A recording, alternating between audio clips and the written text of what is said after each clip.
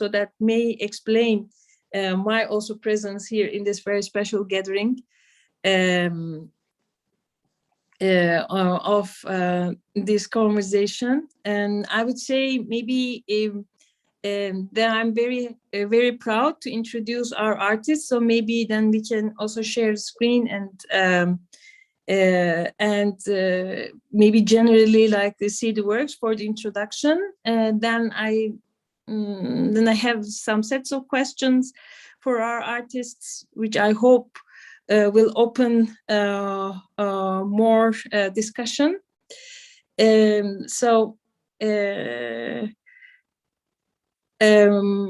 First of all, like I would love to introduce Małgorzata Mirga-Tas and Marcin Tas. Małgorzata is a Polish Romani artist and activist, and her practice deals with anti-Gypsyist stereotypes and engages in constructing an affirmative and situated iconography of Roma community from a feminist perspective that also is focused on the minority perspective as well. And she graduated from the Faculty of Sculpture at the Academy of Fine Arts in Krakow. And we're just to add that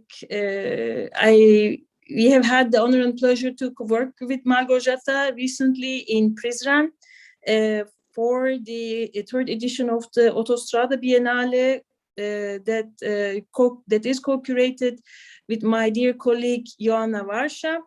And Małgorzata created a really important site-specific work for Prizren that's very much solidifies her feminist and activist practice and retelling the stories of women of Roma, strong women of Roma community. And her partner and also very important activist artist, Marcin Tas, has also studied and graduated from Fine Arts, Academy of Fine Arts in Krakow. And since 2004, he's a member of Roma Educational Association Harangos. And his graphic design practice is also geared towards his activist projects, and he creates different publications and posters dedicated to the histories of Roma communities. So thank you for being with us here. And secondly, I would love to introduce Moshtari Hilal, who is a visual artist, researcher, and activist, also herself living in Hamburg and Berlin. She's the co-founder of Global Independent Art Collective, Afghan Visual Arts and History, and co-founder of Berlin-based research collective Curating Through Conflict with Care, and also co-creator of Studio Hilal, which she leads with her sister Zuhra Hilal. And since February 2021, she's also engaged with an ongoing series of talks with the political geographer from Sri Lanka, Sintuyan Varataraj. And last but not least, I'm very also happy to introduce Valérie Leray. And Valérie is a visual artist, photographer, researcher, curator, and then also director of the artist-run Alliance Lamir, based in the region Loire and Berlin, setting up an residency program for visual artists called A Roof Above Your Head. And actually she has a very wide practice showing and creating exhibitions in a really wide geography. And she is also planning a future residency also in the south of Asia. So here I would like to welcome you all. Maybe if you'd like to say a few words of greetings before we start with questions so that we hear your voices.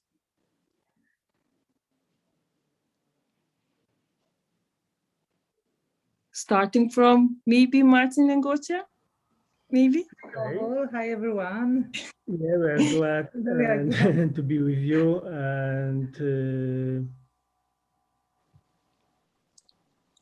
and we have Peter. And we have also Piotr. Yes, we have also Piotr. Sorry, I forgot. Our team. Yeah. I'll just stay in the background. I'll just chip in if I'm needed, just for some translation assistance. Other than that, Martin and Gosia will shine. Okay, thank you, Piotr, for helping us for the translation. That's really very appreciated. Not a problem, really. Yeah. Hi, and here's my voice. Thank you for having me. I'm looking forward to the discussion. Thank you, Moshtari. And are we hearing Valérie also? Or? I hope she will come soon. I was a bad copy now for the seconds. I hope she will came soon.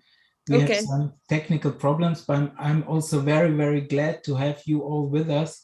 I will thank you for the moderation, but also thank you to my brothers and sisters who are today with us. And today we have also a special occasion, not just about remembrance. This is also the anti-war day today. And I don't want to make it too political, but if we talk about art, we can't talk about art without to take the politics of the art and the activists together. But as a co-curator, I'm also very glad to have this series where we can show this beautiful artworks from these lovely people. And I'm just glad to be with you, but I will also more be in the background, and would just say thank you for having you with us. Yes, thank you, Hamza. It is really, for me, as I had already shared, I'm very honored for this invitation because of our collaboration with Gosia and Eddie Galushi in Prizren. I am really, I had the chance to get in touch with the with the histories of the Roma community in a much more direct way and in a much more grounded way, because Romani language is one of the languages of Prizren, a city actually that is very much part of another Europe.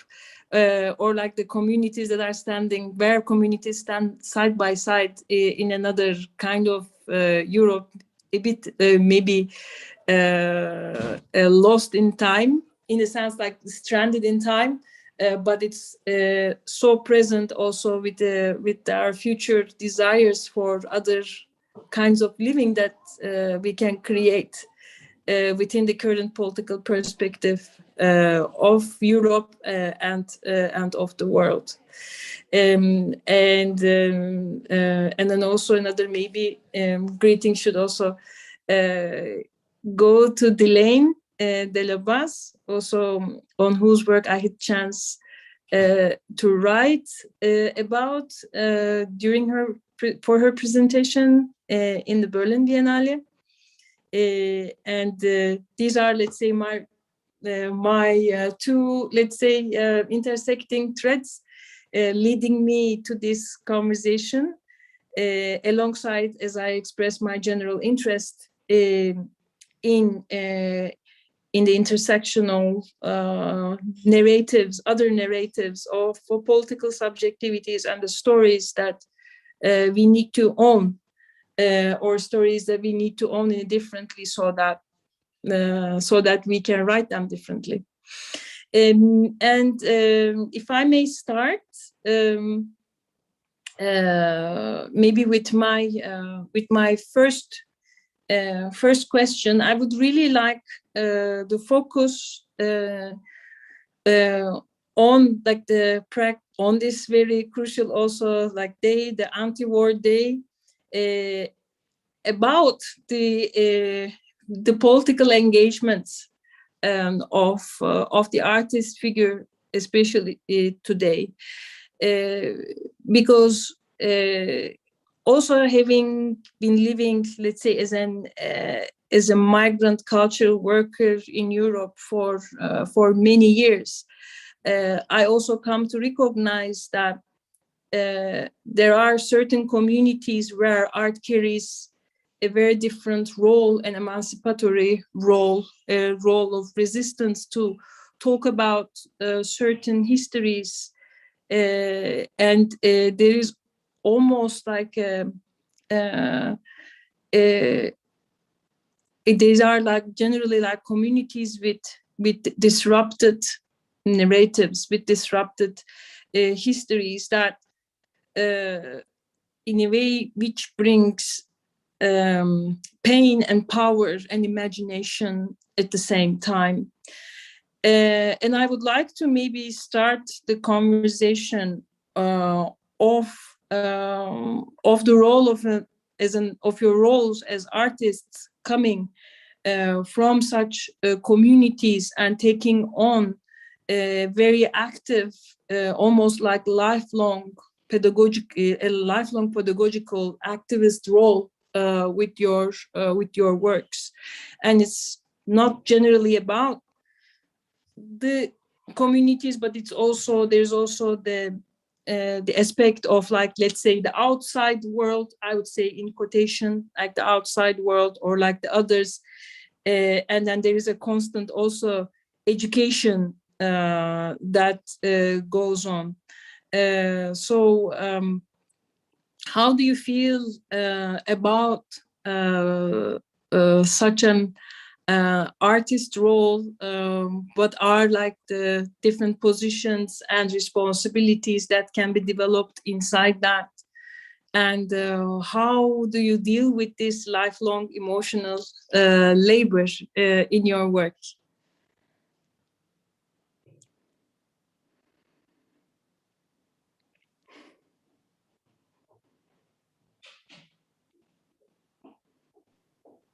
I can start. I actually think it makes me kind of angry that we from these communities have to be activists and artists at the same time, and that we are forced to comment and engage in current events and political events, and that we don't have the privilege to, I don't know, just take time and space and to go and focus on our work in a studio that is kind of isolated from the day-to-day political events.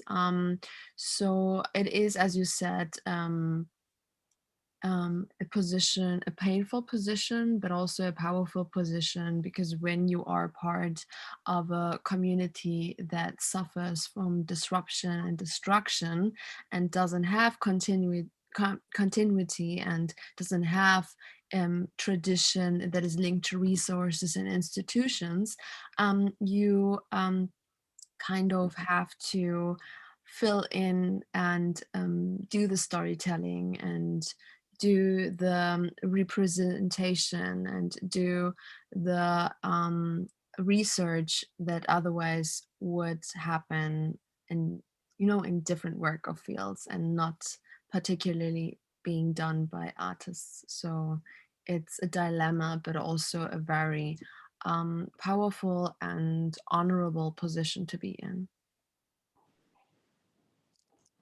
Thank you. This is a good introduction, which I hope also Gosia and Marcin would also follow. Do you start? Maybe you first. Okay, so I give a question to Peter and then I answer, okay? Yeah. Okay, sure. Tak w jednym zdaniu szybko, o co chodzi. Moje pytanie jest o to, jak artysta pochodzący ze społeczności, o której traktuję w swojej sztuce i w aktywizmie, to bardziej dotyczy chyba Gosi konkretnie, w jaki sposób łączy tę sztukę z aktywizmem, jak widzi swoją rolę i wewnątrz tej społeczności, a także dla ludzi z zewnątrz tej społeczności, jak o budowanie jej obrazu, o komunikowanie się z tymi ludźmi spoza tej społeczności, jakie postawy wyrobił sobie taki artysta, konkretnie Gosia i też ty, jakie obowiązki musieliście przyjąć na siebie, rozwijając się w tej pracy i na czym polega taka trwająca całe życie praca w zasadzie bez dni wolnych, jak spogląda na was wasza społeczność, a także jak to różni się od ludzi spoglądających na was spoza tej społeczności. Dobra. Więc przede wszystkim, no tak jak powiedziałeś, to jest pytanie, które chyba bardziej dotyczy artystów pochodzenia romskiego.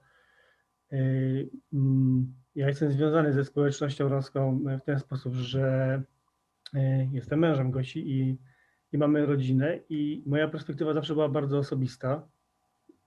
Piotrek, może jeszcze ja będę mówił krótkie zdania, ty byś tłumaczył. Jasne.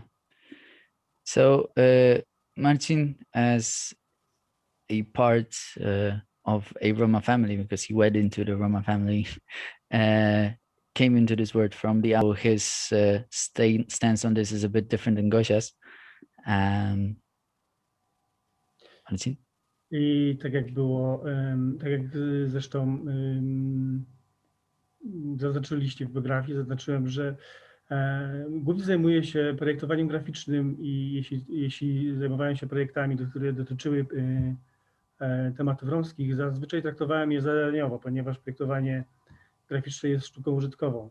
Natomiast zdecydowałem się kilka razy w sztuce tak zwanej wysokiej podjąć tematy romskie i zawsze one dotyczyły mojej rodziny,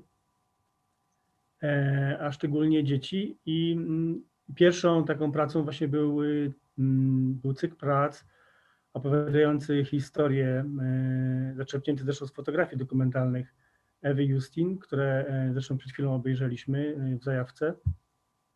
Możesz przetłumaczyć. Yeah, I'm also like sort of making notes in case the sentences get longer. So, Okay. Marcin, as his bio states, mostly engaged the topics of Roma communities as sort of tasks that he would take in. But whenever he would deal with sort of higher forms of art, it would always relate to his family. It would be on a personal basis for him. And that would, for example, be like portraits of his sons and such. And can you continue, Marcin? Powiedziałeś o Ewie Justin i tych rzeczach? Jeszcze raz? Okay. To wrócę, bo jak się nie mówiłeś o tym, to żeby się to powtórzył. Pierwszymi pracami, które dotyczyłyby tożsamości romskiej, historii Romów, był cykl prac poświęcony romskiej zagładzie, a dokładnie było kilka prac zaczerpniętych z dokumentalnej fotografii przedstawiającej badaczkę Ewę Justin, która prowadziła badania dotyczące czystości ras, można powiedzieć, na dzieciach romskich. Ta historia jest w ogóle nieznana. Oczywiście znamy mnóstwo podobnych, analogicznych historii dotyczących Żydów przede wszystkim. Natomiast jak gdyby ta historia szerzej jest nieznana, dlatego zdecydowałem się na wystawę przygotować tę pracę. To były rzeczywiście prace zrobione na konkretną wystawę za Likier do Drom. Dlatego, że no właśnie, uświadomiłem sobie wtedy, że wiążąc się ze społecznością romską, zakładając rodzinę wymieszaną, znalazłem się dokładnie jestem w takiej samej sytuacji, w jakiej byli pewnie Romowie wielu Romów w Niemczech przed nadejściem nazizmu albo w tym czasie, kiedy zaczęły się czystki etniczne i kiedy to można powiedzieć, że procentowo szacowano, ile jest romskiej krwi w człowieku i to było jak gdyby traktowane trochę jak wyrok, prawda? Te osoby były separowane od czystej rasowo społeczności. Więc to były pierwsze prace, które oprócz tego, że dotyczyły jakiejś historii, też przyjąłem jak gdyby jakąś taką perspektywę osobistą, ponieważ łatwiej było mi się w tą sytuację wczuć. Późniejsze prace, które zrobiłem, były w podobnym charakterze i można powiedzieć też, że nie wiem, Czekaj, Marcin, zwolnij, bo już dużo. Okay. Tough life of a translator, Piotr. Yeah. I hear you. I studied translation myself. I feel your pain. Okay, so try. Problem, to ja wrócę, dobra? Jest okay. Będziesz musiał troszkę wrócić. Okay, so like continuing on this, the first works that Marcin was doing on the Roma topics, that would touch the Roma topics, were actually connected to the theme of Roma Holocaust, which was far less known than the Jewish Holocaust theme. That is pretty much a general knowledge in the world today. And the works that Marcin was doing were heavily based on a documental photographies by a researcher, Eva Justin, who led research on something that can today be described as race purity of Roma children. It is not a very known story. And the works that Marcin started to do were part of an exhibition called Zaliker do Drom. And while he was doing his research for that, and when he started to prepare the works, he felt that maybe he isn't part of a similar situation as many of other Roma and migrant families in other parts of the world and history, where the race purity was something they felt they could measure. And he, as a person who joined the Roma family from outside, was in relation to all that and in a very particular position. I możesz kontynuować, Marcin, od miejsca, w którym mówiłeś o tym, że właśnie mierzy się czystość rasową. Tam skończyłem. Mierzy się czystość rasową. Poczekaj, bo trochę mi umknęło. Mówiłeś o Ewie Justin, tak? Tak, i przeszedłem kawałek dalej. Kontynuuj po prostu. No, więc to była taka perspektywa osobista, bo jest takie powiedzenie try walking in my shoes, czyli wchodząc w społeczność romską, trochę przyjmuję jak gdyby jej część historii i tożsamości na siebie i na swoje dzieci. Więc z jednej strony trochę tak empatycznie wyobraziłem sobie, powiedzmy, sytuację, gdybym się urodził i znalazł w tej sytuacji, w której jestem teraz, w złym czasie, pewnie to samo spotkałoby mnie, co tamtych ludzi w czasie wojny. I cóż mogę jeszcze powiedzieć? Zawsze było dla mnie ważne, żeby nasi synowie mieli świadomość tego, że są Romami, chociaż są w połowie Romami, to są nimi. Zawsze zabieraliśmy ich na warsztaty i można powiedzieć, że to, co powiedziała poprzedniczka, że faktycznie każdy dzień, nasze całe życie i wszystkie, ale przynajmniej wiele zadań związanych ze sztuką gdzieś jest tam przesiąknięte tymi tematami romskimi i nawet chyba trudno mi jest jakąś taką znaleźć dłuższą perspektywę, żeby zastanowić się, czy to jest normalne. Nie wiem, dla nas to się stało bardzo naturalne, jak gdyby częścią DNA. Okay, Piotrek? Just I read not the right thing, the last thing. Okay, so it was always a personal perspective when he was creating these works themed with Roma identity as a central matter, because when he joined the Roma community, he sort of took on its history for him as well, because his sons with Gosia are Roma as well, and it was important for him to make sure that they feel that identity as their own as well. And he also felt that if the things that were happening during the war were happening now, they would happen to him as well, because he is a part of Roma family, and he would not be separated from them, from other Roma people, based on some Roma purity that he doesn't have.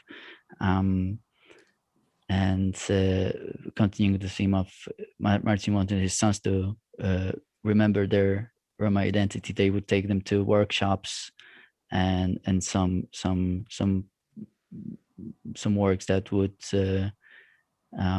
teach them of their own history.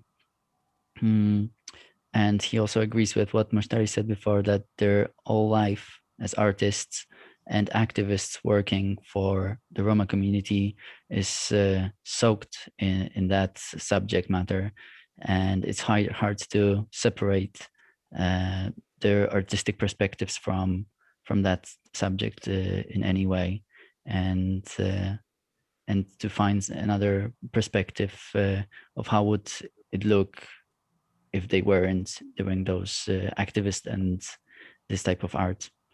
And Marcin, you can continue from the part where you... Kończąc wypowiedź, bo też Yep. myślę, że czas trzeba oddać głos Gosi.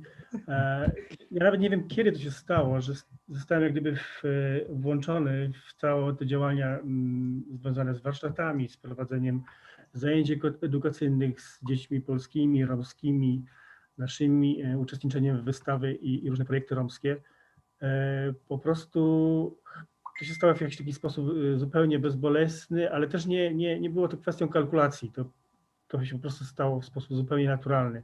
Tak jak zacząłem żyć z Romami, tak samo zacząłem z Gosią pracować nad projektami artystycznymi i warsztatami edukacyjnymi związanymi z Romami, ale adresowanymi nie tylko do Romów, również do nieromów. To chyba wystarczy, jeśli chodzi o mnie. Okay, so Marcin is not sure when it actually happened, if there was like a single point where he can find in the history. It was more like a process where he was being included into workshops touching upon the Roma thematics, and he was being part of exhibitions with Gosia, and he was taking part in a lot of projects. It was very natural for him to sort of lean into this subject. It wasn't calculated at all. It happened naturally just for him.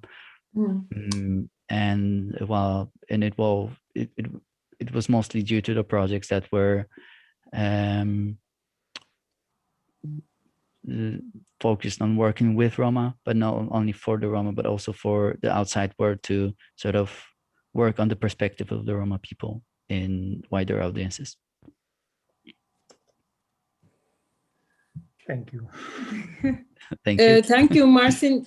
Especially thank you for touching the point of the purity question. That's very much comes with identity politics, as you highlighted, or like how Western discourse on identity politics is developed also in a sort of a homogeneity and purity.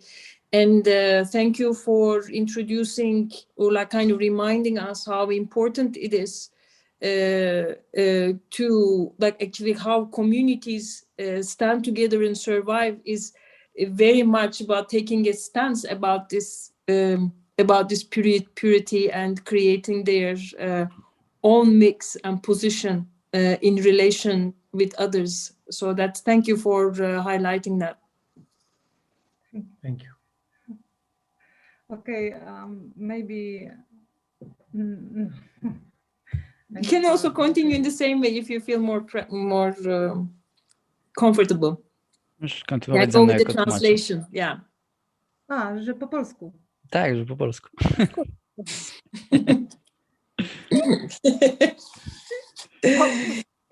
Short sentence. Short sentences. Dla mnie pytanie Övül dotyczy, no w sumie tak, Marcin tak się rozpowiedział, że ja się zastanawiam, próbować tego, co on powiedział, ale Tak, moja perspektywa jest trochę inna. Ja pochodzę ze społeczności romskiej i myślę, że jak studiowałam, to nie zastanawiałam się, czy będę zajmować się aktywizmem, czy moja sztuka będzie polityczna. Raczej myślałam o tym, żeby zdobyć doświadczenie i generalnie myślałam o wielu innych rzeczach, o sytuacji w Polsce, i nie miałam pojęcia o tym, że jakby, czy też nie miałam wrażenia, że moja sztuka mogłaby w jakiś sposób oddziaływać na innych i mogłaby edukować. Zwolnij, proszę. Okay, sorry. So Gosia speaks really very fast. I need to slow her down a bit, and my laptop is charging down, so I'll just need to plug it in because I may disappear by accident. There it is. Okay, sorry. So Gosia stated that her perspective is different than Marcin's, and because when she was studying art, and she did not think of herself being an artist and an activist in sort of a political manner, and she wanted to get experience through her art to do the things that she would find along the way as sort of her own way. And she wanted to consider a lot of things, like the situation in her country, which is Poland, and the situation for people, the world around her. And she did not, at the beginning of her artistic way, think her art would be a tool to educate other people. Możesz kontynuować. Tak, ale to było tak, wiesz, to był sam początek, kiedy jesteś bardzo młody i tak naprawdę boisz się stać widzialnym, nie tylko dla swojej społeczności, ale też mówić o takich trudnych momentach ze swojej społeczności. No, generalnie nie powiedziałabym krzyczeć, ale po prostu stać się nagle widzialnym i opowiadać o rzeczach, które, wiesz, dotyczą mnie samej, mojej kultury i tożsamości, więc może myślę, że dlatego tak jakby miałam wrażenie, że powinnam się uczyć i też nie dotykać tych rzeczy, które najbardziej bolą. A to było oczywiście złudne, prawda? Okay, so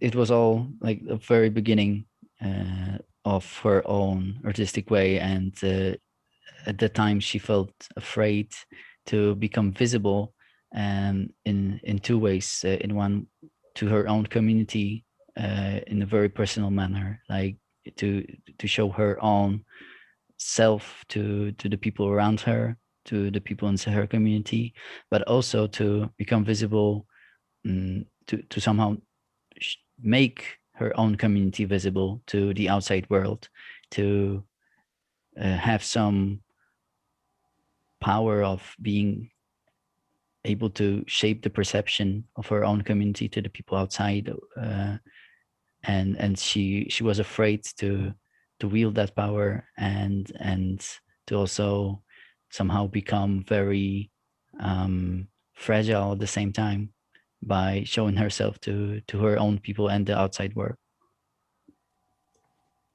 Okej. Myślę, że tak jakby początkiem były same, wiesz, zajęcia edukacyjne. Zresztą ty sam zacząłeś ze mną pracować, jak byłeś młody, 15-16-letni, i to wtedy mam wrażenie, że tak jakby moje perspektywa, ja wiedziałam, dlaczego robię to, co robię, dlaczego prowadzę zajęcia edukacyjne dla dzieci romskich, ale też nieromskich i podejmuję tematy, które są bardzo ważne, typu historia Romów, Holokaustu, mówimy o rzeczach, które nas bolą. I myślę, że z czasem dopiero zaczęłam jakby uświadomiłam sobie, że jakby ten temat Romów i temat mojej tożsamości i takich ważnych momentów z naszego życia powinno mówić, jakby podejmować te tematy też w swojej sztuce, tak? Nie tylko w aktywizmie, ale też w sztuce i mówić o tym głośno, nie bać się nie bać się po prostu. Nie bać czego? Dokładnie. Nie bać się być widzialnym, mówić o tym, co myślimy, co czujemy, nie bać się mówić też o takich prostych rzeczach, prozaicznych, o ludziach, którzy po prostu, wiesz, są dyskryminowani i którzy, wiesz, no, czują się źle w własnym państwie. Nie mówię o wszystkich, ale no, generalnie tak bywa, tak? Mm-hmm.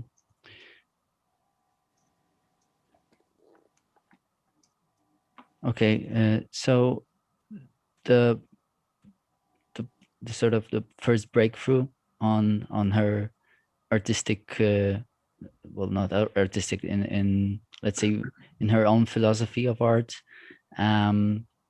was when Gosia was organizing workshops, and she made it a bit personal for me in her in what she said, because the first workshop she was doing, she hired me as her assistant. So that's when parts of it were becoming to form for her, because she did not only want to, she realized she did not only want to involve those transformative tendencies in her activism, but also in her art. She knew that she wanted to take on the hard, difficult topics and subjects in her art, from a history of discrimination, of the identity that was like a very difficult word to describe at the time, of what Roma identity is at all, and if can be described in any way, actually. And that through art, she also wanted to show that she can't be afraid to put herself out there, to make herself visible. And that's how she got into the art that speaks about being seen, being felt, how one person feels in their own skin in a country where they are discriminated, and how it feels to be a member of a community within community. A member of a community within community. Wow. Yeah, please. Please, Övül. No, this is something that I wanted to highlight, because we spoke also, of course, about, the educating others, but the important, again, like the perspective that you're bringing in, it connects to the next question that I wanted to raise about that how do your artistic practices enhance your own sense of community and your relationship with your community, and what do you think, of this relation of being a community as such, because it is not an easy practice also in the kind of world that we are living into. So this is also, maybe afterwards your answer, then we can also continue with Moshtari. I would be also curious to hear her voice on that. But please. Okej, Przetłumaczyć, czy zrozumiałaś? Nie, zrozumiałam. W ogóle chodzi o bycie w community i społeczności, ale myślę, że ja chciałabym skończyć, tak, tą pierwszą myśl, że generalnie chodzi o to, że w tym momencie jest to dla mnie łatwe, znaczy łatwiejsze. No nie powiem, że bardzo łatwe i że nie czasami nie, znaczy nie jakby to powiedzieć, nie jest to dla mnie, czasami jest to dla mnie spory ciężar, tak jakby podejmowanie pewnych tematów, ale wiesz, z biegiem czasu tak jakby ten aktywizm i sztuka u mnie się całkowicie, wiesz, połączyła i tak jakby myśląc o mojej sztuce, od razu myślę o tym, w jaki sposób mogłabym to tak jakby przełożyć na działania artystyczne, czy tam aktywizm związany dla własnej społeczności, więc jakby mam taką no nie wiem, nie powiedziałabym, że to jest taka, jak to się mówi, nie obsesja, ale Obawa? no nie, że generalnie nie, jest to dla mnie takie z łatwością, ale jakby łączę to wszystko i nie oddzielam tego po prostu w swojej sztuce. Więc no to chyba myślę, że tak, że mogłabym skończyć, bo to tak dosyć długo mówię. Okay? Okay, so Kasia actually wanted to finish her own thought, but it's, at least in my perspective, it's a very good answer to what you asked about, because for her, it's right at this point of her life and career, it's much easier to connect her art and activism in a way. It's already merged together into one, and she can't separate them in her own mind, and it may sometimes still be a burden to take up on some more difficult topics, but whenever she thinks about art and some new project that she takes upon, she immediately in her mind, it's sort of an obsession for her. She starts to think how to translate them into some activistic actions for her own community, how to bring that to her own people as well. Yeah. And she doesn't find it possible to disconnect one from another, art and activism, at this point.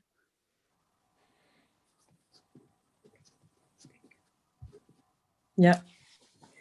Well, I mean, this is also something that I experienced also personally in our conversation and in our recent engagement, very deep engagement in Prizren, but it's really important also to hear in connection. So thank you for your answers. Maybe in between, I would like to say just one more thing. Unfortunately, our third guest, Valérie, won't be able to join us because she is in the countryside and her internet connection doesn't work well. She's very sad because she sent us a note that she really has been looking forward to this conversation and she was very prepared. But the technical circumstances actually, unfortunately, they don't allow her to participate in our conversation right now. So from here we are sending our best regards to Valérie, and then I hope to meet her also personally soon at some point in life. I hope our roads would cross again, and this time it would be even maybe hopefully in person, physically. So thank you, Valérie, for this note. And yes, then we continue maybe with Moshtari, if you would like to follow up after the statements of Marcin and Gosha.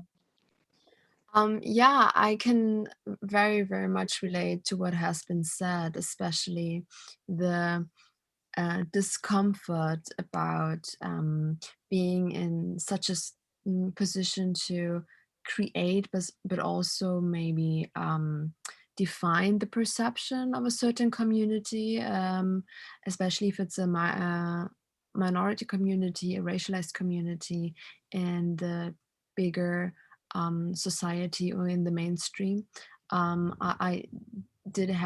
I also had these kind of problems. Like in my practice, I became visible before I became an artist. So it was the other way around. I was very, very young and invited to events, discussions, and so on, tokenized for being Afghan, refugee, Muslim, etc. And for me, my practice started with understanding the position I'm in and how I'm often instrumentalized by journalists or by institutions to say something about my identity or the identity of my community. And this shaped my practice. I very much learned to reclaim this position and also use it, like become an activist in such a way, to use the invitations, the platforms, the spaces I get, and define on my own what I want to do with it. Because I think if we are naive about it and we think as racialized artists that our art only will be consumed and not our whole person and image and identity, we tend to be misrepresented. And also what happens is that we become, this translator or this mediator of a racialized community. So everything we say, people assume it's valid for a very diverse and complex group of people who disagree.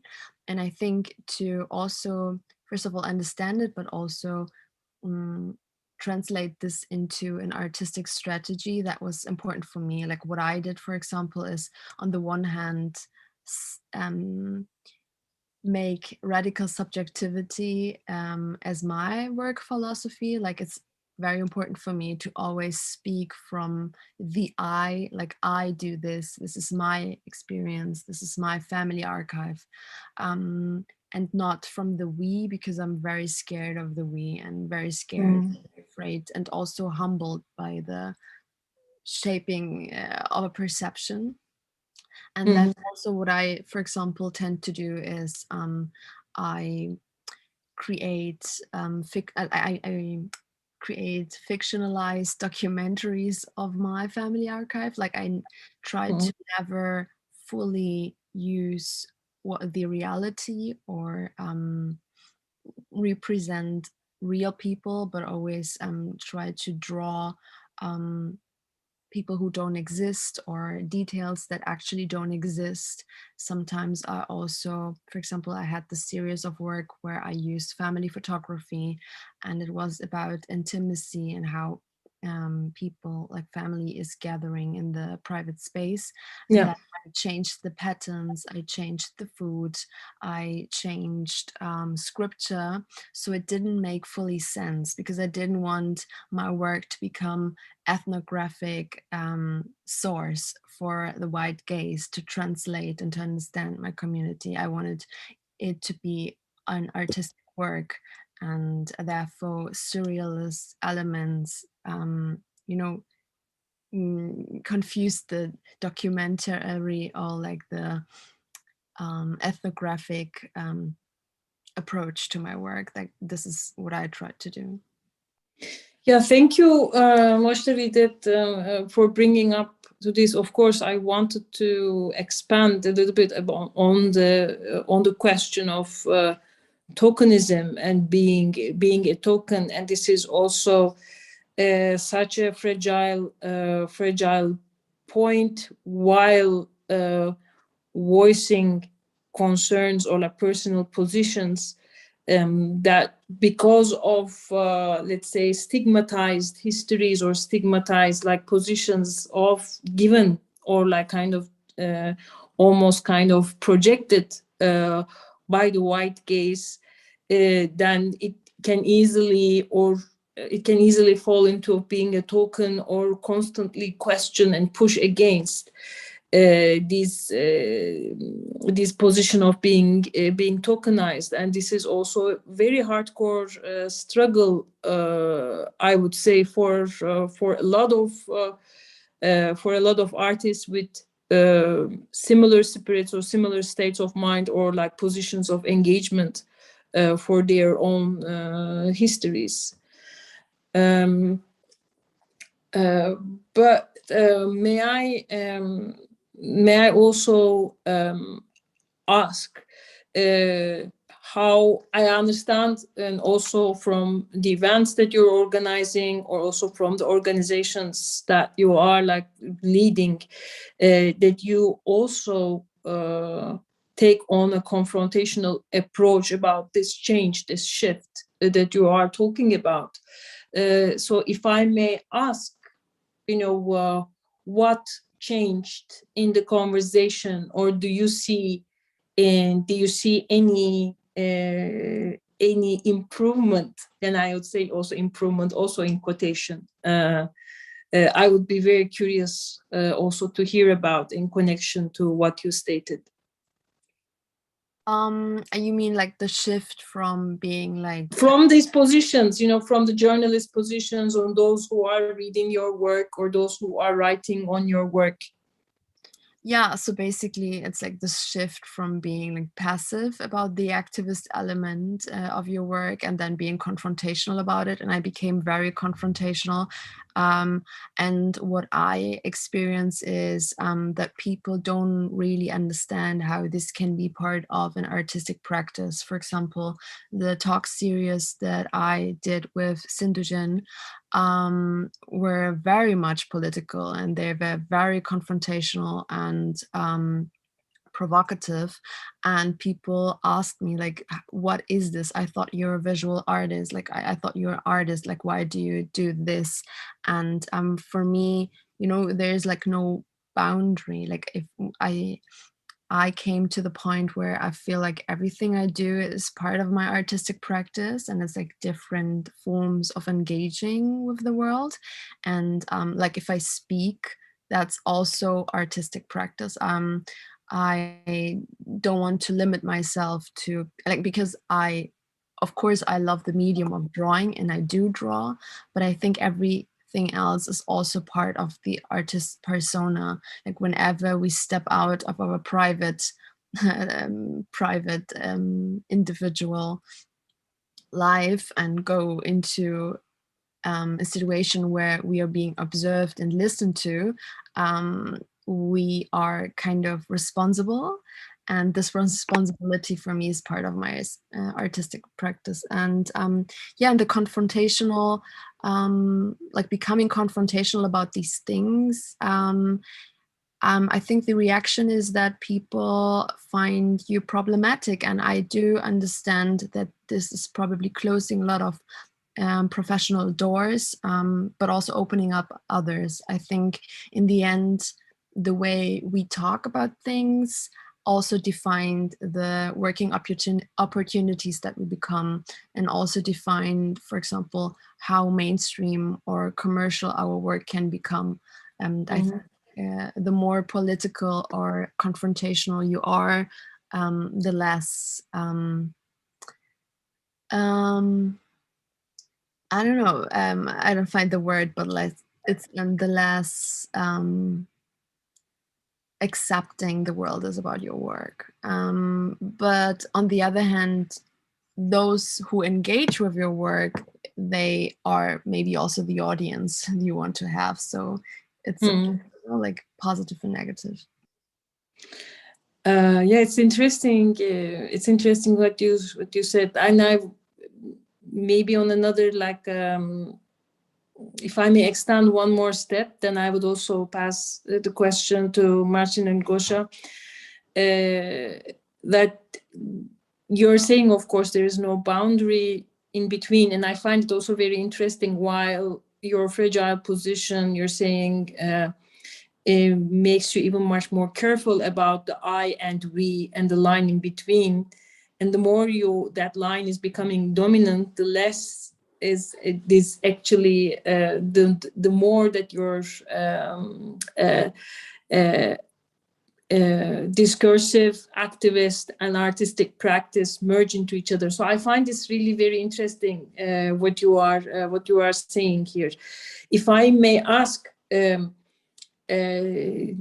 you think that shifted also your artistic strategies in the visual work, these experiences, these confrontations, or these questions that you are exposed to?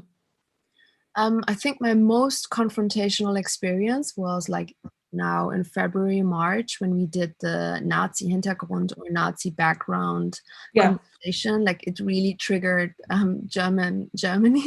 It was it was a very unique experience for me to be so visible to the German mainstream, because most people didn't care about our work. And the moment we started to criticize German wealth and history, and also like Nazi wealth and how it's connected to responsibility, suddenly we were very visible.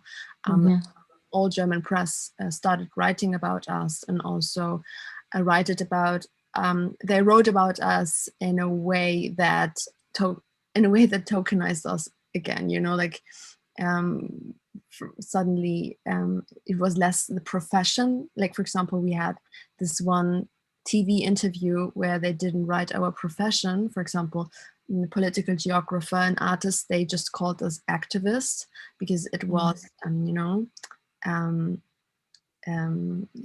a bad word. Like, being an activist is a bad thing. Yes, it's like a feminist, like used to be, like being a feminist is also pejorative, you know, that's used pejoratively. Yeah, and I think that was my most confrontational and provocative moment. And since that, I haven't really been so visual, like I haven't been so invested in my visual work. I have been more invested in the discursive work and researching and also curating, and many different things, political events happened within this time. So yes, I'm looking forward to find out how it will affect my work, and how I will also, like, whether there will be obvious intersections within my visual work and my discursive work, or if I try to separate them. Because also, like, mentally, I think it's important to have different kind of methods. So when one thing is too hard and too struggling, you can escape into the other practice. And drawing for me has always been this very how do you say it? Like, what kind of a therapy also. So maybe it's more intimate also. That's more intimate. So maybe I want to save this safe, this safe place for me. And I don't know. I'm looking forward to find out. Yeah, yes, I'm also very curious to follow. Marcin and Gosia, maybe how you would like to respond about the question of tokenism. I mean, you are talking, both of you, both coming from different perspectives, you are talking about a very different way of relation building in your society. And have you felt, your practices were like used in the as a token or being tokenized by this gaze, and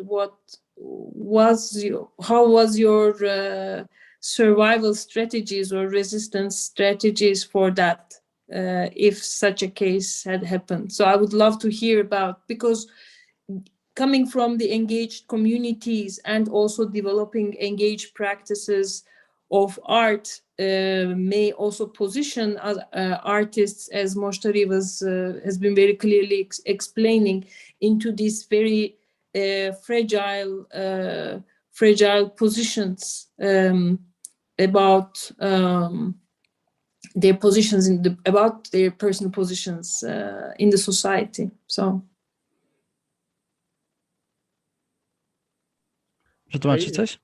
To jest to samo pytanie, co na początku, nie? Nie do końca. Obecnie pyta, znacie temat tokenizmu w ogóle? Jak dla was, jako artystów,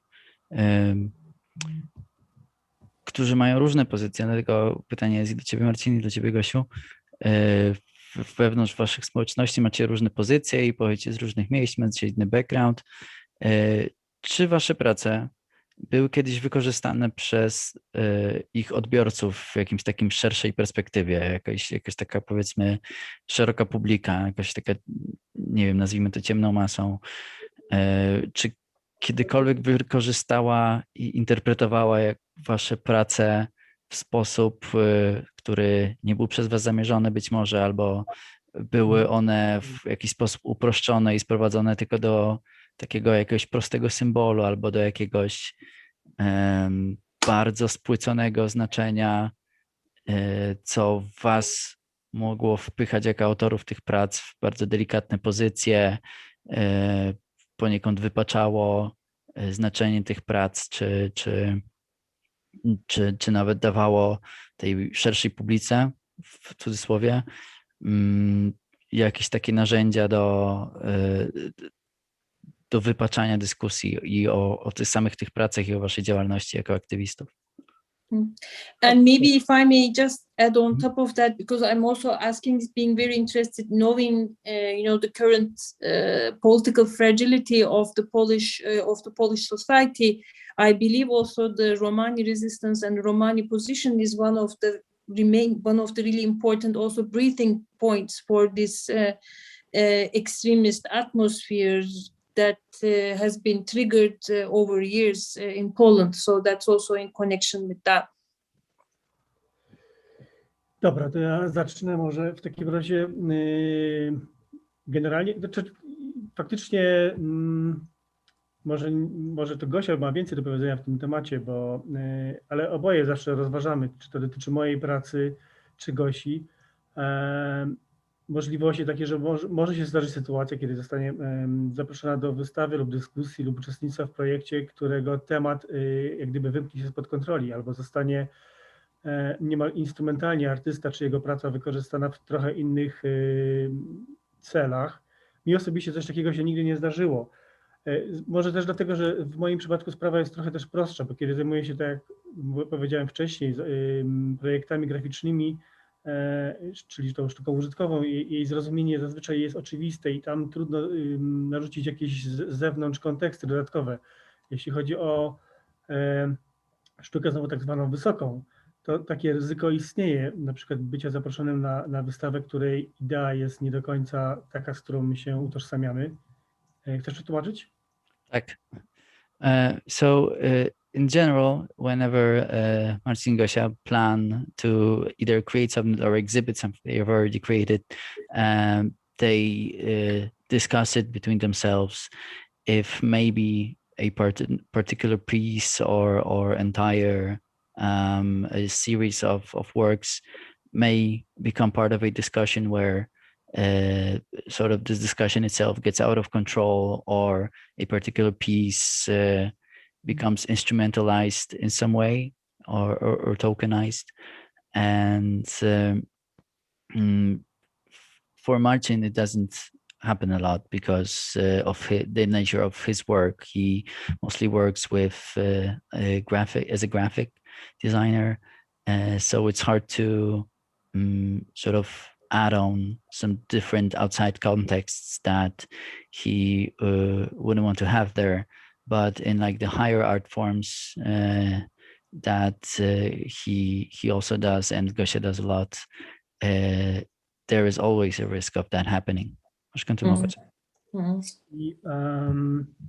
Jeszcze też trochę chciałem wrócić do tego pierwszego pytania a propos odbioru społeczności też sztuki, bo to trochę też z tym się wiąże. Ja przyznam szczerze, że też, no właśnie, nie jestem Romem i też bardzo ostrożnie podchodzę i zawsze się obawiam, kiedy zrobić pracę dotyczącą historii, czy tożsamości, czy związaną z Romami. Trochę się obawiam, że zostanie mi zarzucony brak uczciwości, bo nie jestem artystą tak do końca pochodzenia romskiego. I też wiele razy podczas różnych projektów, jakby choć ja w DIK, rozmawiałem z artystami romskimi i wystawiając się z nimi, w większości wszyscy chyba byli romscy, ja jeden chyba byłem nie Romem. Ale kilku było nieromskich. Dobra. Więc zawsze z tyłu głowy miałem taki lęk o zarzucenie mi braku uczciwości, czy nawet próbowaniu zbicia kapitału na tematach, które teraz są bardzo aktualne, świeże i podejmowane w zasadzie wśród kuratorów na całym świecie. Możesz przetłumaczyć. Okay, so it's sort of comes back to the previous questions as well, but about the reception of his art and his works inside the community he's in. So Marcin is a non-Roma that came into this world from the outside, is sometimes afraid of being accused of not being like let's say a legitimate part of this world, and of being there for good reasons. He sometimes is afraid, while being part of many projects that focuses on the Roma subject and for Roma artists, and that himself, as not being born a Roma, would be a way for them to accuse him of capitalizing upon the subject and trying to not be sincere in his art, but only being there for some outside ways of making his name on the topic that he's not part of. Sort of, if that makes sense. Just continue. Definitely, yeah. Więc no właśnie i w sumie ja się też zgadzam, bo byłem świadkiem wielu rozmów w środowisku romskim, ale też nie tylko, że jednak wydaje mi się, że i zarządzaniem instytucjami kulturalnymi i kuratorami oraz artystami, którzy podejmują tematy dotyczące danej grupy etnicznej, no mówimy teraz o Romach, więc skupmy się na Romach, uważam, że chyba faktycznie Romowie powinni tą wieść jak gdyby prym, być liderami i ja zresztą bardzo kibicuję artystom romskim, którzy zaczynają być coraz bardziej widoczni, wszystkim, nie tylko swojej żonie oczywiście. I cóż jeszcze, to chyba to wszystko, co bym chciał powiedzieć w tym temacie. Ja to rozwinę jeszcze to, co powiedział. Ale pozwól mi przeczytać. So Marcin, because he's been part of that world for so long, and he spoke, he had a lot of conversation with a lot of people. He is a strong believer into the fact that the managing of institutions for certain ethnicities should be mostly a domain of members of that ethnicity. So so when it comes to Roma people, for example, obviously he thinks that Roma should be the most prominent figures in any artistic institutions that regards the Roma arts, and any leaders that would be attached to those institutions should also be of that background. And Gosia wants to also touch upon that topic. Gosia. Ja mogę, a propos tego tokenizmu, ja mogę dodać, że Övül się zapytała, czy spotkaliśmy się z tym i czy to jakby doświadczyliśmy tego. Ja myślę, że teraz się tak zastanawiam. Generalnie za każdym razem, jak dostajemy propozycje wystawy czy wspólnych projektów, zawsze najpierw dyskutujemy, czy przypadkiem to nie są jakiekolwiek takie fałszywe starania, żeby, nie wiem, czy to nie jest jakaś taka forma wybielenia pewnych rzeczy albo, nie wiem, też wybicia się na pewnym temacie lub na przykład czy zaproszenie do wystawy to jakby nie byłoby źle odebrane przez moją własną społeczność, więc za każdym razem kilka razy się zastanawiam, czy powinnam wziąć udział albo czy powinnam się zgodzić na pewne rzeczy. A jeżeli chodzi o taki powiedzmy tokenizm, którego doświadczyłam, to były artykuły, które za każdym razem, jak kilka takich powstało, które oczywiście nie zostały opublikowane, ponieważ na przykład nie do końca zgadzałam się z tym, w jaki sposób opisywali mnie i moją społeczność. I miałam wrażenie, że czasami było to taka manipulacja polityczna. Więc Więc to są takie moje doświadczenia, nie? Związane z tokenizmem.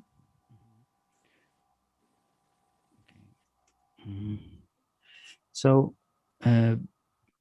on tokenism itself, Gosia has some experiences that would be very in that field. So she would experience sometimes like articles, some you know, like interviews or wider journalist pieces on Roma communities and art and activism that she would do, that would have sort of hidden agenda and would only hide behind the facade of talking about a specific topic that would sometimes, for example, be her art or like everyday life of a certain community of Roma people, but they would manipulate the perception of that community, in fact, and only would hide behind trying to picture something. But also she has a fear that every time, almost every time, a new project or an exhibition is being suggested to her, every time she gets an offer to do something, she sort of filters that through a fear that she has on it, that maybe someone is actually trying to use that for themselves, to either capitalize on it for themselves or to sort of whiten some stuff, and that makes it hard for Gosia to make a decision of whether she should agree to that project or not, a lot of times.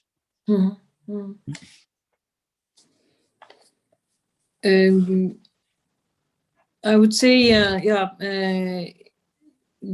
both are very important points that you're making. I mean, first of all, I mean, of course, what Marcin says very much reminds me, you know, it's like what it means to engage. You know, the question of engagement, and this is generally because of the still, you know, very homogeneous ways of thinking that we take for granted in our everyday life, to engage in solidarity, to engage in a certain, you know, resistance with communities that you're not naturally like born or like kind of carrying that kind of, you know, almost this racial homogenical tie to it, that becomes like always a hook or like a kind of an attachment for like kind of the especially for a justification,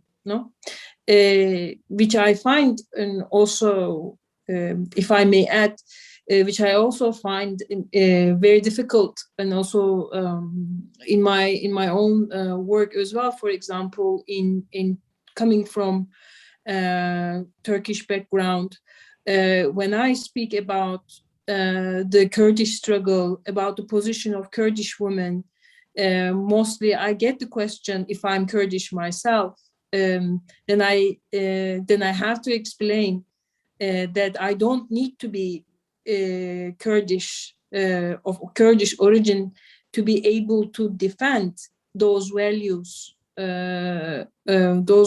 of solidarity and struggle, and about like new forms of life. And this is also almost a duty, for example, because of the histories of oppression, you know, for any community, for anyone, you know, in Turkey to really, you know, calling themselves a sensitive citizen, would be able to respond to that, or would stand in solidarity with that, in for a pluralized story, for a new pluralized history, plurivocal history. So if I may add also a personal position here. I don't know if you need to translate. No, thank you. Yeah. Yeah, so this one like this, I wanted to also, because I'm always asking the questions, but I also, would like to highlight this is also coming from certain also personal experiences and also as well. And then I find it really important to hear it from the artistic positions. So how do we imagine, how do we imagine other ways of struggle? Because developing these answers, developing these lines of resistance to that, everyday perception is very much part of like that lifelong pedagogy that we started to talk about, and indeed that. Let homogeneity, or for example, like the Martinic thinker Edouard Glissant says, it's like transparency or opacity, and then it's like that again. That link to homogeneity is very much connected to that transparency that we are always required to perform with, in order to be, but there is a whole history. Actually, most of the world's history is an opaque history, is not a transparent history, and it always develops in resistance to that definition of transparency that comes from mostly, of course, Western hegemonic positions. And this also, if we contextualize for today, of course, it's very much becomes readable in that black and white readings of the post-truth society, with always like trying to polarize or like using artistic positions or like personal concerns also to feed that polarization. What Moshtari also had said, that she wasn't even like presented as an artist, but as an activist in this discussion. It also reminded me very much of that these positions are always like used by media in a very particular way to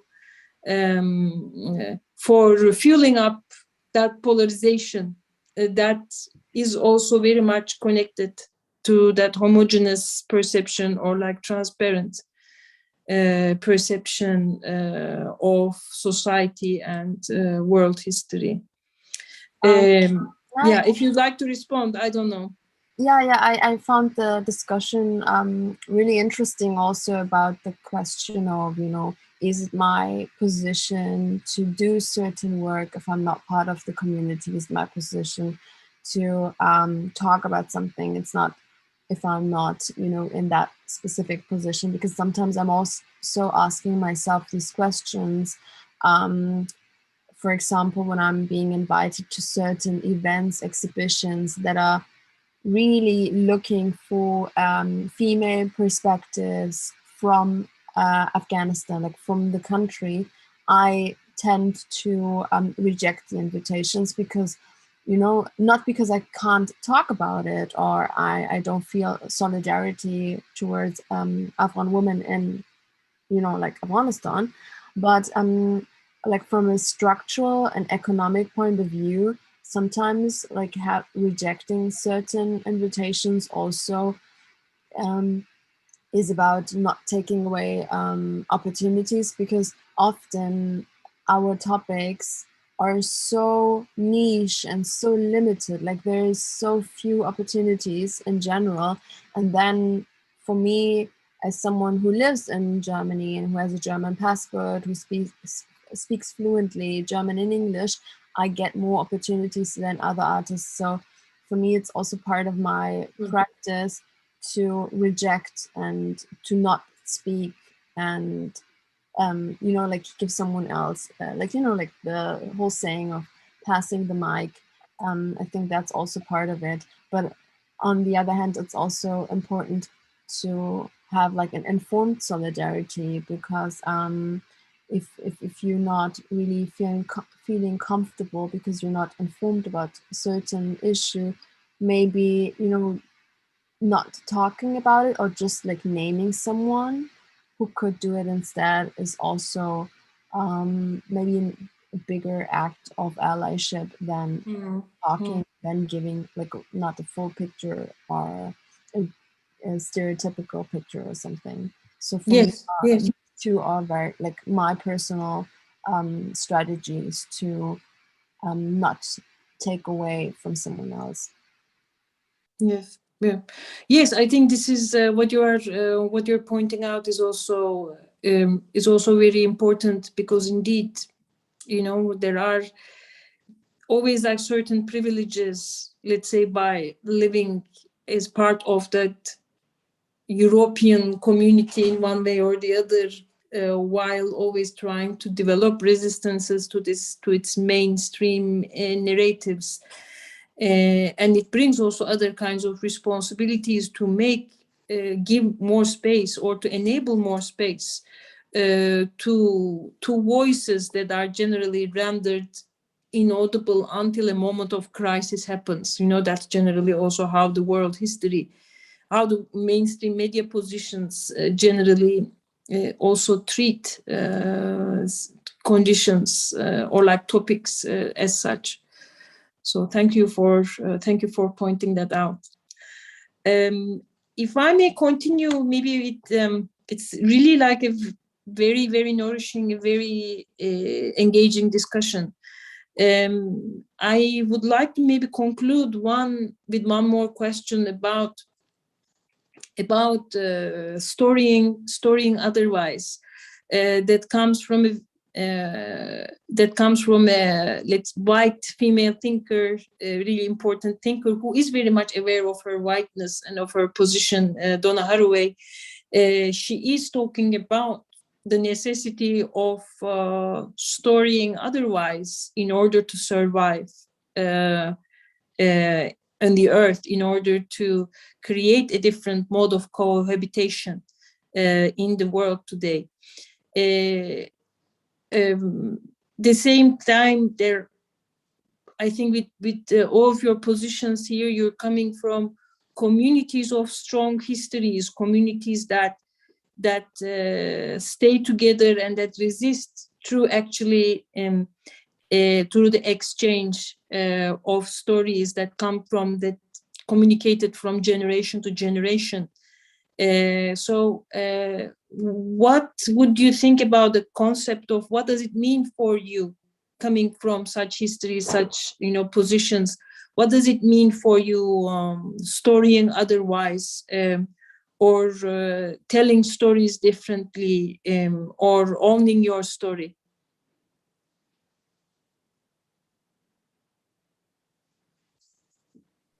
Przetłumaczyć? Nie słychać was, jesteście na miucie.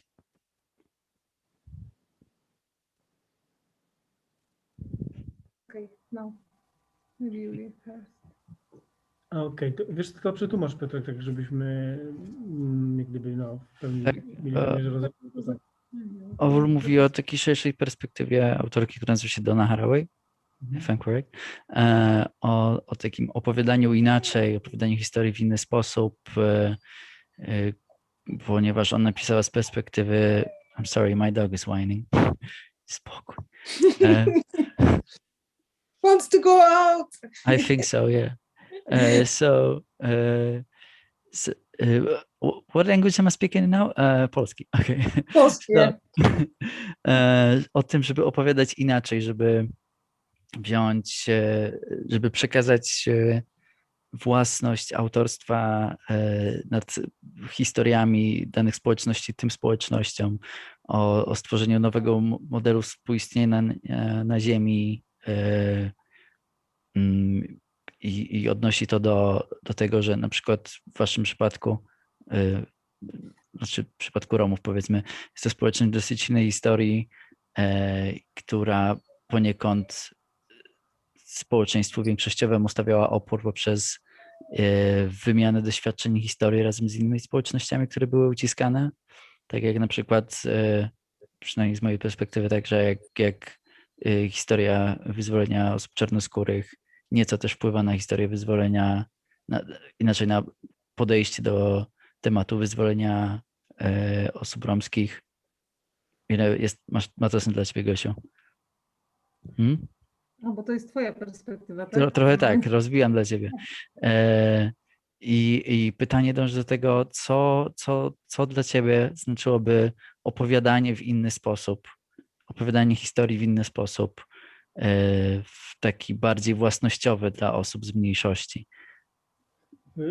Właściwie można powiedzieć, że to się już dzieje, nie? No tak, my poniekąd robimy to już od dawna na warsztatach, które robimy na osiedlach romskich, łącznie razem z dziećmi polskimi i romskimi,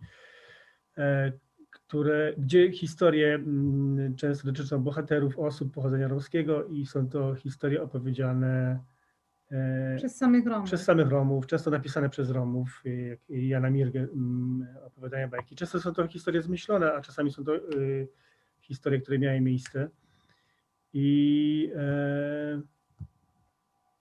co jeszcze możemy dodać? No, generalnie wszystko, co w tym momencie się dzieje, to jest taki moment, kiedy to właśnie Romowie na nowo opowiadają swoją historię, że jakby sięgają po archiwa, które już są i wychodzą z tym na zewnątrz, ale też po części trochę je, nie powiem, to słowo teraz dosyć mocno zawłaszczają, ale też na nowo odtwarzają i zmieniają czasami, bo też konfrontują to ze swoją społecznością, z tym, co oni, ze własnym doświadczeniem i z tym, co sami już wiedzą od rodziców, od dziadków i tak dalej. Także mówiąc, że zmieniają, masz na myśli, że zmieniają historie, które znają, a które nie pochodzą jakby z wewnątrz społeczności, czy są narzucone z zewnątrz? Są narzucone z zewnątrz albo nie do końca są prawdziwe, tak? Możesz to przetłumaczyć. Okay, just a second. Okay, so by storing outwards, which is not a very clear concept for someone who did Storing not otherwise. find the work. Storing otherwise. Sorry, that's the last word I wrote. Outwards. So storing otherwise, Marcin believes is something that's already happening for the Roma people. If you look at it as owning the story, owning your own story as a ethnic minority, for example, that would not have this power and the voice to tell their own stories in the past, and with the changes that have been happening recently and are still ongoing, this is something that the Roma people are starting to do right now. For example, the projects that Gosia has been organizing along with Marcin often include Roma children working on the stories written by Roma, created by Roma, including Roma heroes.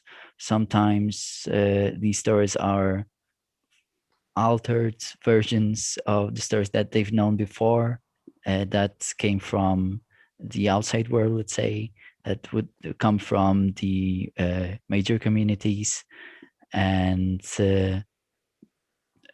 in a wider sense, Roma globally already try to reach out to sort of existing archives of the stories that relate to them, and they use those stories to go outwards, outside of their own communities, by also very often altering and sort of taking from the stories that they've known so far. Możesz mówić dalej. Na przykład przykładem takiego, wiesz, nowo opowiedzianej historii, to są nawet, wiesz, no, ostatnie prace z Prizren, Herstory, gdzie opowiadam, wiesz, o kobietach romskich, znanych i też nieznanych, i gdzie nagle stają się, i o tym, że tak jakby w takim totalnie takim patriarchalnym świecie i takim tradycyjnym, jak też, wiesz, świat romski i kultura romska, wiemy, nie jesteśmy homogeniczni, ale jest nas kilka grup w Polsce, ale różnimy się trochę, niektóre kobiety w ogóle są niezauważalne, ale to, co robią dla własnej społeczności, jest bardzo ważne i jak to właśnie one zmieniają ten nasz świat. I mamy przykłady takich osób, które są wysoko, tak jakby, wiesz, nie wstydzą się tego i mówią głośno o tym, w jaki sposób zmieniają i też swoją osobą, swoim działaniem to nam przekazują. Ale są też takie, wiesz, skromne kobiety, które, jak to one same mówią, jedyne co robimy, to troszczymy się o nasze dzieci i chcemy, żeby były wyedukowane. To jest bardzo dużo, tak? To już jest zmiana tak jakby tej tego patrzenia też na Romów. Okej, dodam Ci czas do przetłumaczenia. Okay, so an example to also, continuing with this theme of storying otherwise. I'm sorry for him. Do you hear this guy? Yes, he is also storying otherwise. Yeah. He's trying to say his story about not being on a walk for a couple hours. So the further example is a project that Gosia did recently. It's, as I believe, called Her Story, right? And it was in Prizren, where she pictured and spoke about some famous and some not actually famous, but very active women who were not seen. But the changes that they brought into their communities were very important inside those communities. And they would very often be the facilitators of changes in progress within those communities. And very often it happens that people in that particular case, the Roma women that would bring changes would not speak openly about how they influence changes. But some of them would put that into a sort of a story of its own, and that would later be able to be used as a form of communication with other groups, because Roma people are not a homogeneous group. But there are also other women who also bring a lot of changes that they may not even be able to see the importance of what they're doing. So their way of saying the story of what they do is just saying, we take care of our children and we want to make sure they get their education. And in Gosia's eyes, this is already a very important step to making a change in the good way, by changing the Roma community in a good way, but also of changing its perception in the wider communities. Yeah, beautiful. Thank you. Maybe Moshtari, would you like to also respond, and then maybe with Hamza and Veronica we conclude. Thank you for this beautiful answer also, Gosia and Marcin. Thank you. Thank you. I just about like owning the story and also like actively owning the story. I think in my practice, I guess I'm trying to do that within my collective Afghan Visual Arts and History, AVA, because in the beginning we talked about disrupted communities and disrupted cultures, and the Afghan culture is very much disrupted because of the fragmentation and destruction due to war. Like, people are everywhere in the world and mostly not connected. We don't really have accessible archives and institutions, and when like the foreign media and institutions often tell our stories, what happens is that we are reduced to pioneers and exceptional characters, these headlines and the press, first Afghan female, this and that. and it's staying there. And what doesn't happen is creating continuity and also respecting what has been done before, and actually knowing about a genealogy of work. You know, like people who have done not exceptional things, but very important things for the community and for the culture in the past, and knowing about them. And we try to do that in Afron visual arts and history in Ava. And first of all, learning ourselves and creating accessible knowledge about these histories and connecting dots, and not you know, owning our story in the sense of you know, bringing these little different dots together and having an actual genealogy that is not reduced to geography, that is not reduced to one identity, but about the different stories. Definitely, definitely. I mean, no reduction to geography. Thank you for pointing that out again, Moshtari, because I mean, in a world that has become a diaspora in itself, you know, it's not only more for one or other community, the world has become a diaspora by itself. It's so much important to highlight, to no reduction to geography, and like really highlight and retell it over and over again, and for the ones who refuse to understand, or who try to limit stories, you know, to certain geographical, physical geographical locations. So Hamza and Veronica, here, would you like to add something? Would you like to add some concluding points? I would like to thank our discussants for it. It's been an incredible discussion, and it's a lot of really important thoughts and positions described. I'm very very happy and incredibly humbled also to be able to lead this conversation, but our time is coming to an end, and maybe here Hamza and Veronica may like to take over for conclusion, if a conclusion as such is possible to such discussions, of course. This is the question, exactly.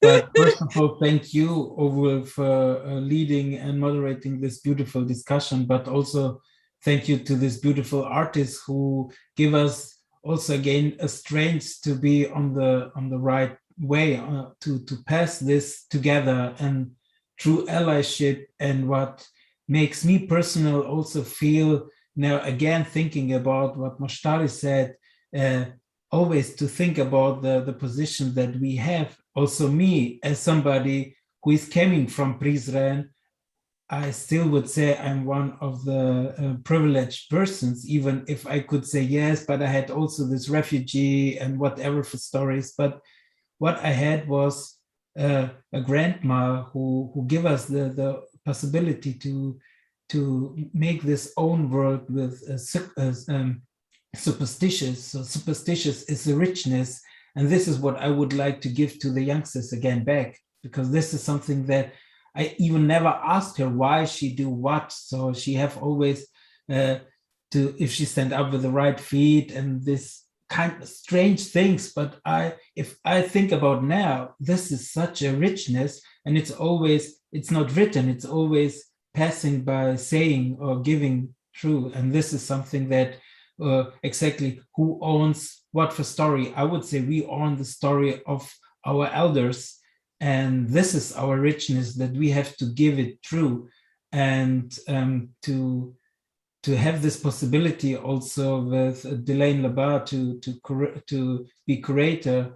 The second time of this Roma Biennial is not only an honor, it's also something like we say Bürde in German. I don't know what is the English word for something like that. Yeah, but our beloved, we call him the president, Damien Labar. God save him. He was the creator. He was something like somebody who said, look, it's always important to make space. and it's important to give the people the possibility to own their own story. And this is why we think to have this amazing artist, also Marcin and Gosia, who was part of our movement from beginning. It's something that feels really that we are on this really good way to.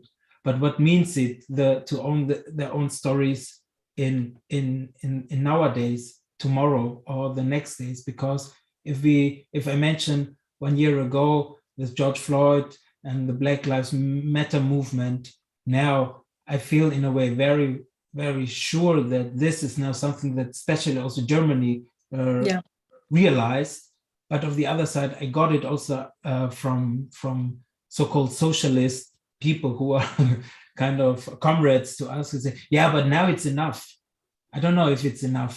And I don't know what we have to do more, but I think art could be a fantastic weapon for everybody to say like, hey, you can also own your own story.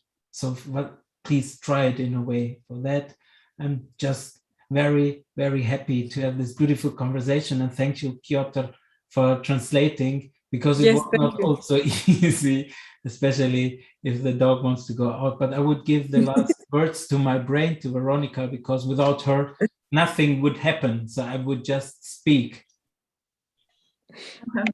Thank you so much. I'm not really prepared to be part of this conversation officially, but in my role as a producer of the Biennale, I'm really, really thankful from my heart to all of you who participated in this discussion today, and to everyone who made it possible. Thank you, Marcin, Gosia, Moshtari. Thank you, Övül, so much for this beautiful moderation. I found this talk very, very, very inspiring and strengthening. And I think this is a very important moment to have again and again in our work for everyone. So thank you so much. And thanks for everyone else. Thanks to Piotr for the amazing translation. I'm actually a translator and interpreter by myself originally. So I know how hard this job is. Yes, you also know. Yeah, indeed. Thanks also to Stephanie Valentine, who's in the background and supports this meeting in a technical way. And of course, thanks to Luna De Rosa, who also helped to organize everything. So Luna, if you are watching, thank you so much for your amazing work. And of course, thanks to Hamza and Elaine for their work as curators. And in my role as producer, I also have to thank to our funders and partners, who is the Lotte Foundation Berlin and the Allianz Kulturstiftung. So thanks again for making all this possible. I'm wishing to meet in person soon. That would be my, like, this beautiful alliance to meet in person and like to come together over a table, also over a physical table at some point soon. That would be amazing, yeah. So Gosia, Marcin, and Piotr, you have to come to Berlin, or we come to Czarnogora.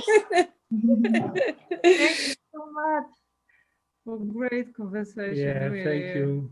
Yeah. Thank you, Piotr, again.